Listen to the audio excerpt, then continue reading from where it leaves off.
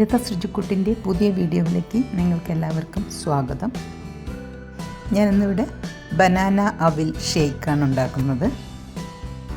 ഞാനിപ്പോൾ ഇവിടെ ഒരു നല്ല പോലെ പഴുത്തൊരു നേന്ത്രപ്പഴം എടുത്തിട്ടുള്ളത്. നിങ്ങൾക്ക് ചെറുപഴമോ അല്ലെങ്കിൽ റോബസ്റ്റോ പഴമോ ഉപയോഗിക്കാം. അപ്പം ഞാൻ ഈ നേന്ത്രപ്പഴം നല്ലോണം പഴുത്തിട്ടുള്ളതാണ് കേട്ടോ. അതൊരു മിക്സിയുടെ ജാറിലേക്ക് മുറിച്ചിട്ട് കൊടുത്തിട്ടുണ്ട്. ഇനി നമുക്ക് അതിലേക്ക് ഒരു 2-3 ടേബിൾ സ്പൂണ് പഞ്ചസാര ഇട്ട് കൊടുക്കുക. നിങ്ങളുടെ മധുരം അനുസരിച്ച് ഇട്ട് കൊടുക്കുക. പിന്നെ ഐസ് ക്യൂബ്സ് ചെറുതായിട്ട് ഐസ് ഇതായിട്ടുള്ളത് അതും ഇട്ട് കൊടുക്കാം. പിന്നീട് ഞാൻ അതിലേക്ക് ഒരു ഗ്ലാസ് തണുത്ത വെള്ളമാണ് ഒഴിച്ചിട്ടുള്ളത്. പിന്നെ ഒരു ഗ്ലാസ് തണുത്ത പാലും ഒഴിച്ചിട്ടുണ്ട്. നല്ല ഫ്രീസറിലൊക്കെ വെച്ചിട്ടുള്ള ചിൽഡ് പാലാണെന്ന് വെച്ചാൽ കൂടുതൽ നല്ലതാണ്.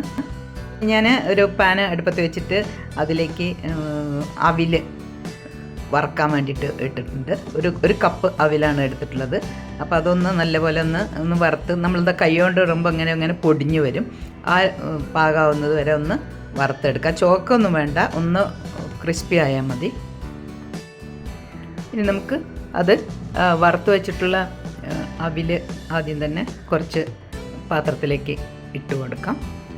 പിന്നീട് നമുക്ക് അതിലേക്ക് അതായത് പാലും പഞ്ചസാരയും പഴവും എല്ലാം കൂടി മിക്സിയിൽ അരച്ചിട്ടുള്ളതാണ്, അത് ഒഴിച്ചു കൊടുക്കാം. ഇനി നമുക്ക് അതിലേക്ക് വീണ്ടും കുറച്ചും കൂടി ഒരു കപ്പാണ് അവിൽ എടുത്തിട്ടുള്ളത്. അപ്പോൾ ആദ്യം കുറച്ച് അവിലിട്ടതിന് ശേഷം പിന്നീട് ആ ബാക്കി വന്നിട്ടുള്ള അവിലും കൂടി നമുക്ക് അതിലേക്ക് ചേർത്ത് കൊടുക്കാം.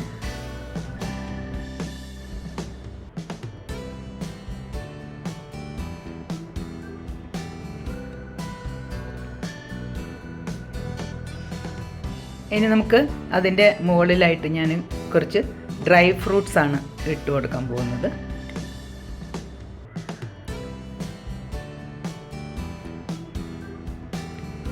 മുന്തിരി, ബദാം, പിന്നെ ആണ്ടിപ്പരിപ്പ് എല്ലാം ഉണ്ട്. എല്ലാം കൂടി ചേർന്നിട്ടുള്ള ഒരു ഇതാണ് ഞാൻ ഡ്രൈ ഫ്രൂട്ട്സ് ഇട്ട് കൊടുത്തിട്ടുള്ളത്.